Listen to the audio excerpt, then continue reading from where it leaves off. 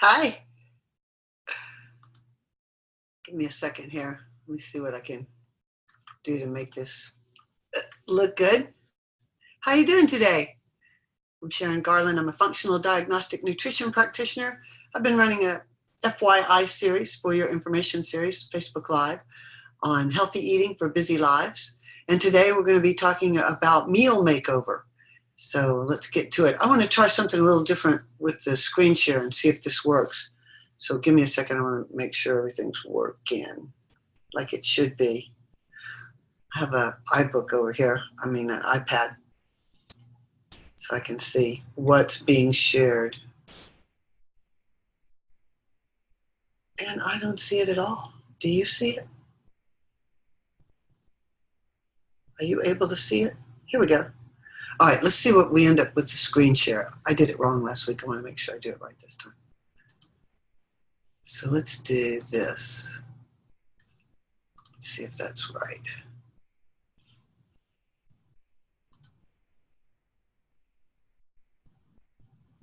Go. See what you're getting.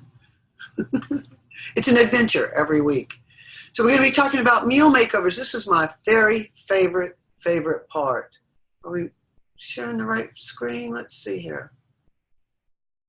It doesn't look like it. Let's do this. Yep, it's right.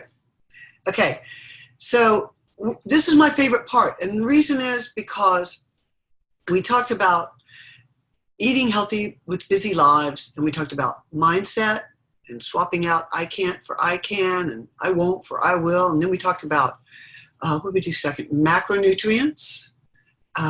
And that was good to learn, the requirements for proteins, fats, and carbs every day.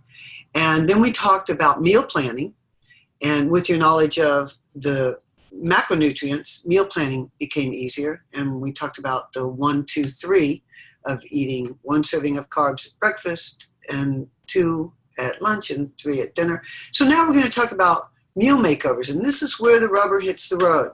This is where you get to take the things that you're accustomed to preparing and swapping out some ingredients that are questionable for some ingredients that are more healthy, more healthful, more nutrient dense.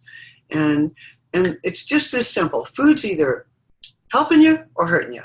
So you want to be in this category. And the way to do that is to really watch those simple carbs and stick with complex carbs. And if you can avoid things like pasta made from wheat and incorporate some pasta made from a more nutrient-dense ingredient like quinoa, then you'll be doing yourself a big favor. So let's get right to it. Today's agenda is to make over your favorite meals to be healthier, to discover ingredients that you've been missing, ingredients you don't even know about. There were hundreds that I have learned, and more to learn, that have really improved the quality of my food. So I want to share some with you. Concepts of favorite foods redesigned, how to conceptualize that, and we'll get into that. Cultivating an open mind to new flavors and textures, and we'll talk more about that.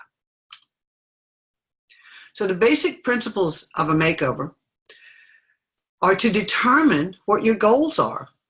Is it getting more macronutrients, getting your macronutrients in the proper portions? Is it getting rid of GMO foods? Is it eliminating gluten or dairy, or maybe a mix of these things? That's not unusual. I can help you with that in a coaching session.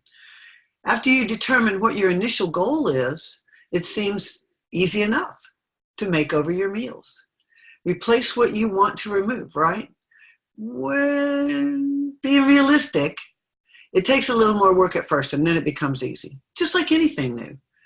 I've been doing it for years, so I tell you this from experience. You need an open mind to new flavors and textures, and I stress this quite a bit. There's a tendency to go into a meal makeover thinking it's going to be exactly like it used to be, and it's going to be a little different, but it could be better. It could be satisfying. You could determine that, hey, I've been missing out all this time. I really like this better. So have an open mind to new flavors and new textures. I think that's really key. And we talked about this in our last FYI series, the Macronutrients 1, 2, 3 plan. You have a basic background on that. You know why you want them, and you know how to get them. And if you're looking to lose weight or lower your blood sugar, for instance, you want to make sure you have the quality protein at each meal to slow down the process of those carbohydrates turning to sugar. And if you didn't know already, excess blood sugar turns into fat. Now, don't think that by adding more protein that all that soda is not going to go to fat around your waist, because it will. In order to provide your body what it needs to function at an optimal level, I highly recommend incorporating all the nutrients as much as possible at each meal to varying degrees. You want to get the most protein at breakfast, like we spoke about before, with a small amount of carbohydrates and healthy fats at every meal. At lunch, you want to get a little bit less protein and more carbohydrates in the form of leafy vegetables and, of course, healthy fats. So a salad with meat is good. Then at your evening meal, you'll eat the most carbohydrates of the day, the least amount of protein. Steamed or roasted vegetables we talked about, and we even talked about a plan for keeping some of those things available to you to make it easier to whip up a meal, like steaming or roasting a bunch of vegetables on your meal prep day, whatever day that is for you. And then you just have to cook a little bit of protein and add your fat, your avocado, whatever, however you're getting your fats. And you'll get your bulk of your carbohydrates at your evening meal, and then that's going to set you up for a really good sleep. All right, so you're using the meal planner to help you with that. So if your goal, pardon me with my mouse here, if your goal is to get less GMOs, no pesticides, no antibiotics, and no hormones, which is a noble goal. If you're not familiar with these issues with our food supply, including GMOs and which is genetically modified organisms, here's a quick rundown. There's a reason why the movement to buy non-GMO and organic products is growing so quickly. The food supply in our country is dangerous. It's abundant, but it's not healthy. It's in fact poisonous, largely.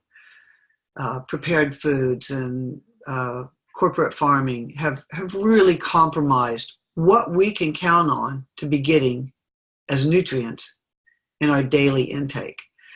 Factory farms started becoming commonplace several years ago because they had to keep up with the fast food revolution in order to keep those animals who barely had enough room to move free from disease. They had to start loading them up with antibiotics and growth hormones.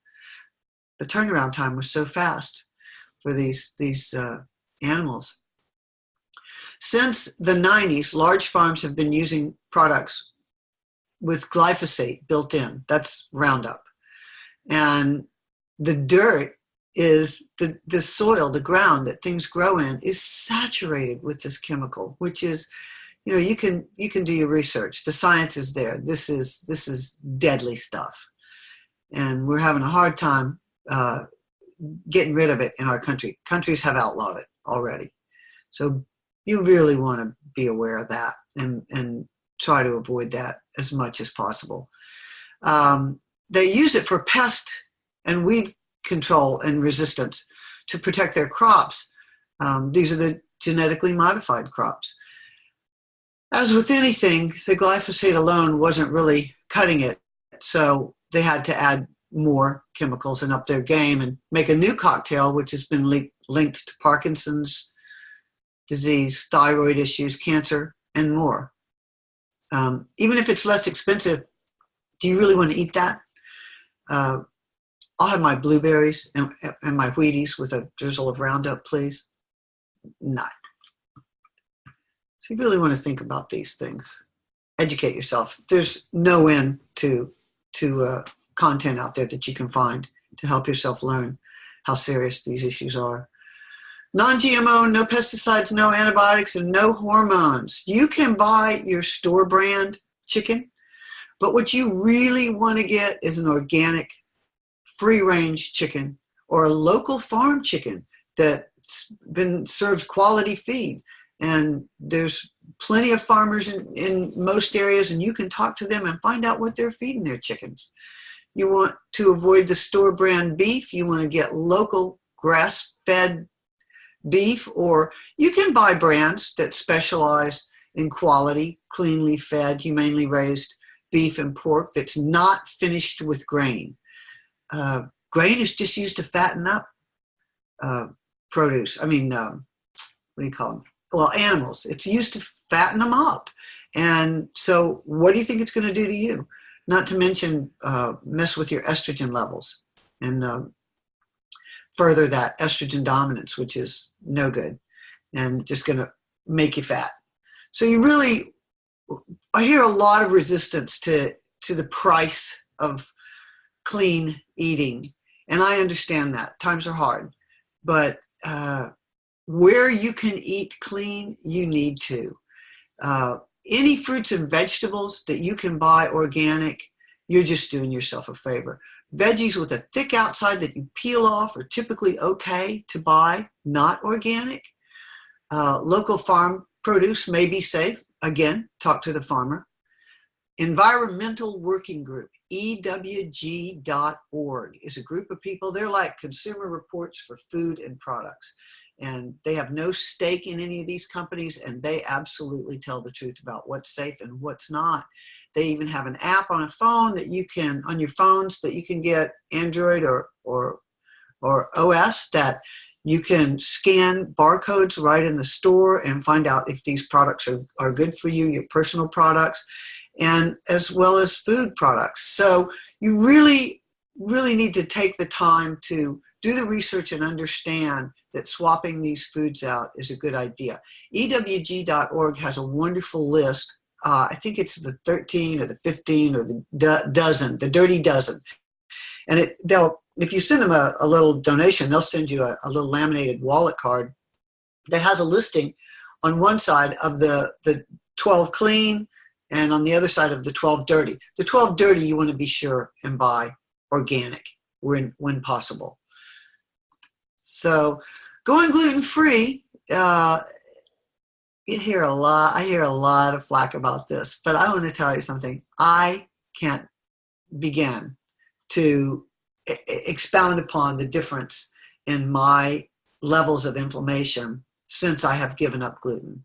And I hear this over and over and over from clients. So I think it's really something worth considering. It's not as hard as it used to be. There are plenty of gluten-free products in the store, although you want to watch prepared products.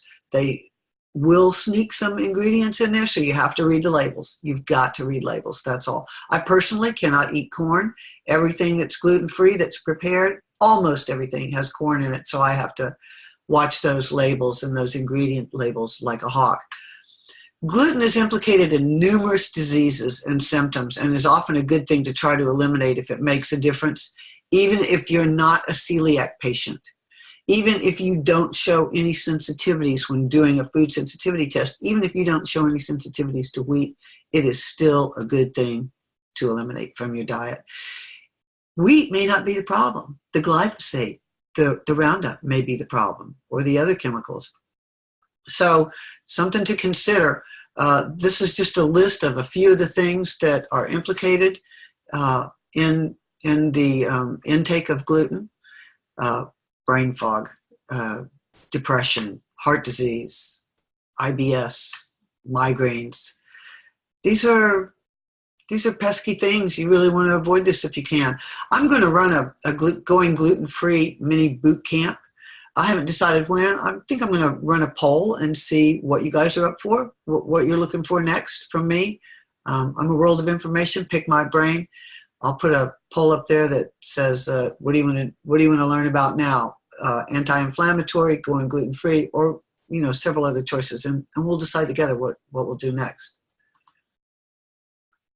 Now, going gluten-free, as far as bread, that's the biggest thing I hear from people. No, I can't not eat bread. I love my bread. And I'm in New Jersey. There's a lot of Italians here. Bread is very important, very important. part of a spaghetti meal. There's a wonderful Against the Grain brand baguette that I am just as happy as I can be with a bowl of clams with the garlic sauce and dipping my bread in there. That gluten-free bread is delicious. I don't miss bread at all, ever.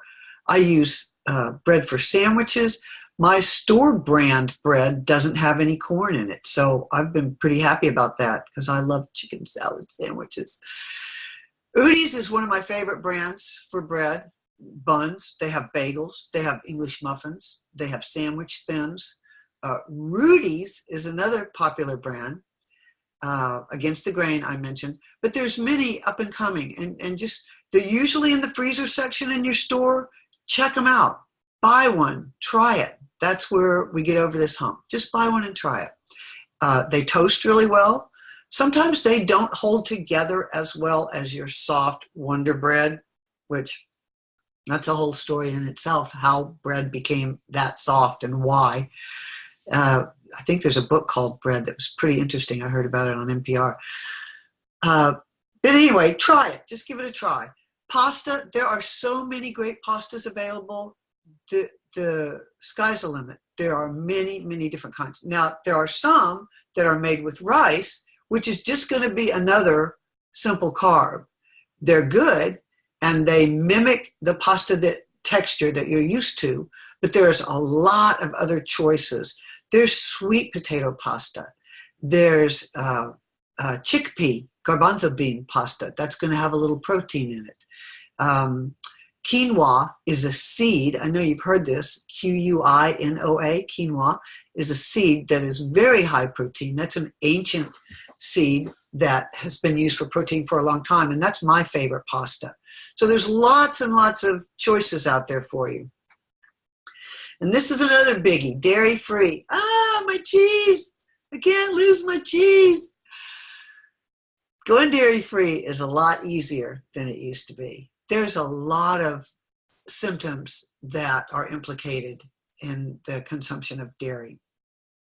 Abdominal pain, bloating, coughing, diarrhea, eczema, excess mucus, nausea, skin rash, sinusitis, stuffy nose, on and on and on. I can pretty well listen to people talk to me and hear that they're probably ingesting too much dairy, and they probably need to back off of that. You can hear that sinusitis, that excess, a lot of gack, and they really need to get off of gluten. If this is your problem, think about it. If you have irritable bowel syndrome or your digestive system is not hitting on all 8 cylinders, you need to think about your dairy. And let's just talk about ways to do that. As far as milk goes, you're grown. You don't need to be drinking milk. There's a lot of different kinds of milk you can use that are delicious, and you can cook with them. Make smoothies with them, make ice cream with them, do whatever you do with dairy milk. And almond milk, cashew milk, coconut milk, hemp milk, oat milk. Check the aisles of your store.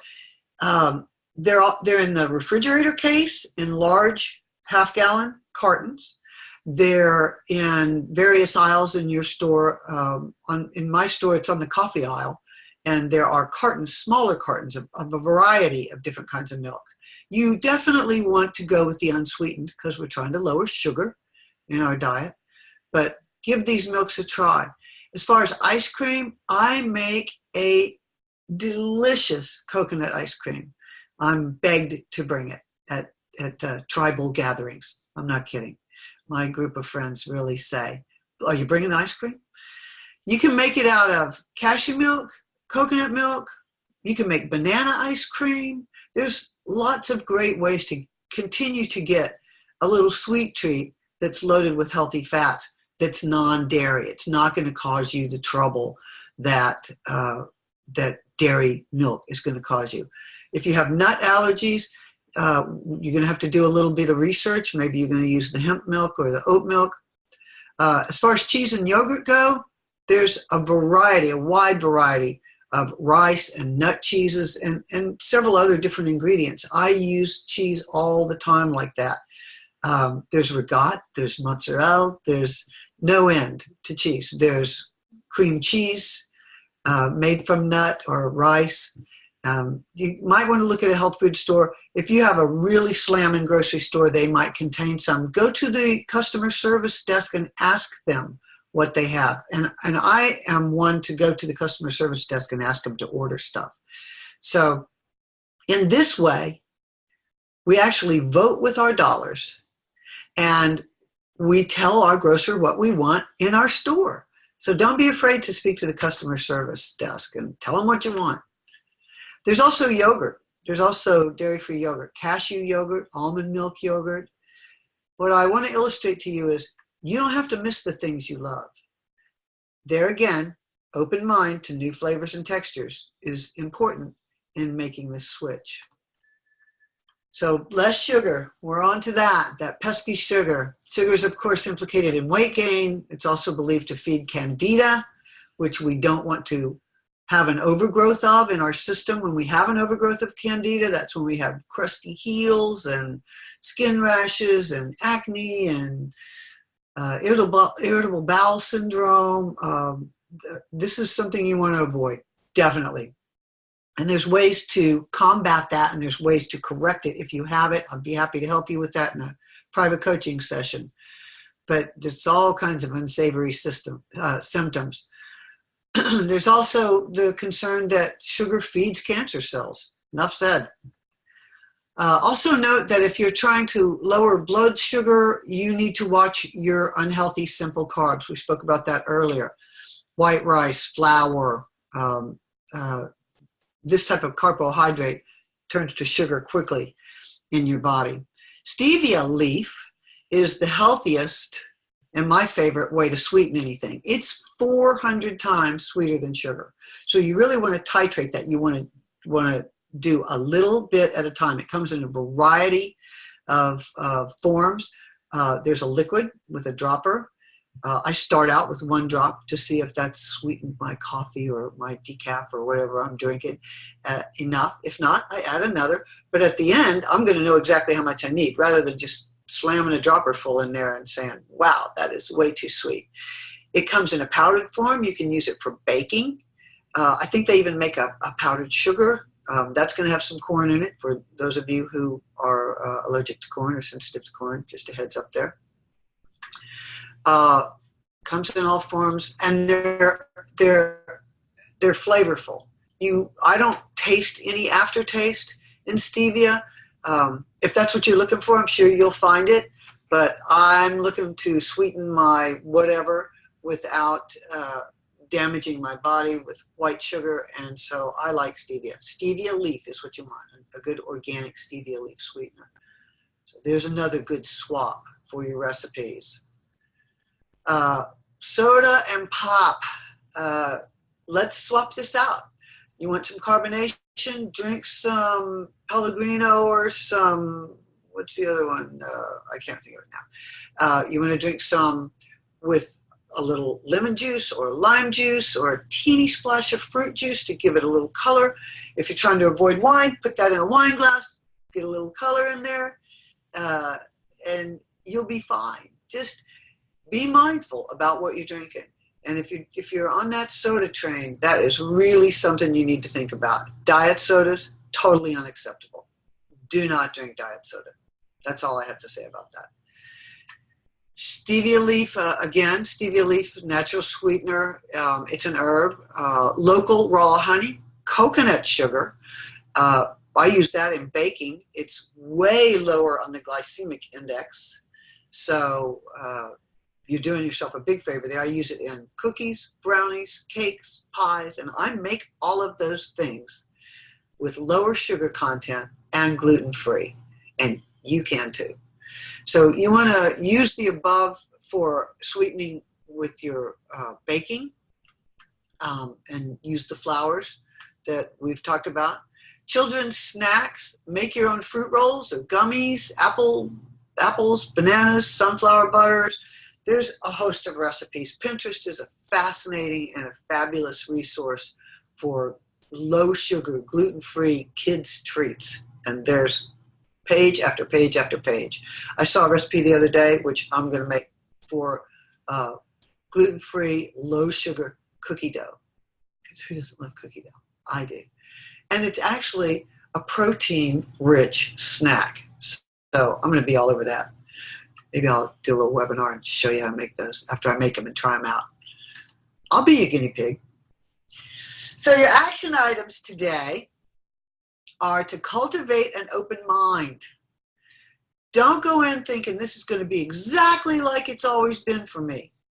Be ready for it to be a little bit different, but taste how it's different. Explore, see how it's different, and you can improve upon it. I've done that a lot with my cooking as I've learned to use a variety of ingredients. Pick a favorite meal and decide what ingredients will need to be improved. The intent is to improve upon your recipes.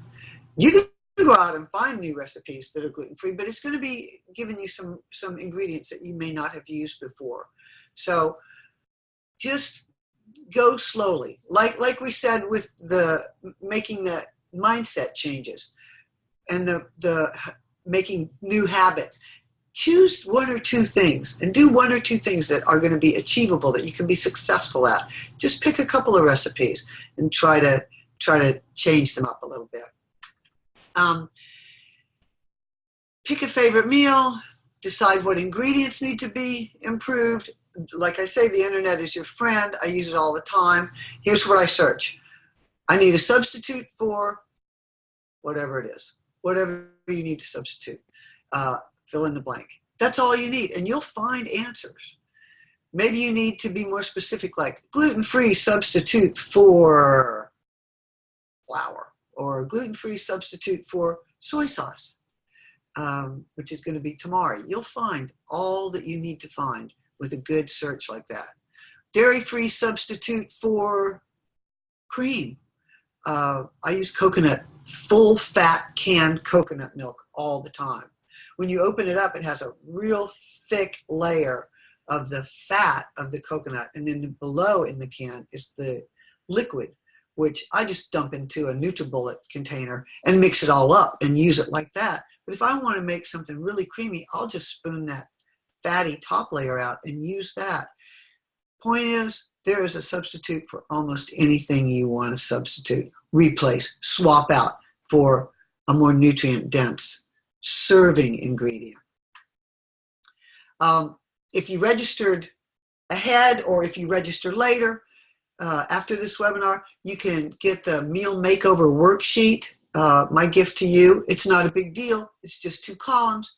List your meal that you want to change out and just brainstorm on some of the ingredients that you know are in that meal that you're going to want to change out, and write those things down. And then you can go research on the internet what's going to be the best substitute.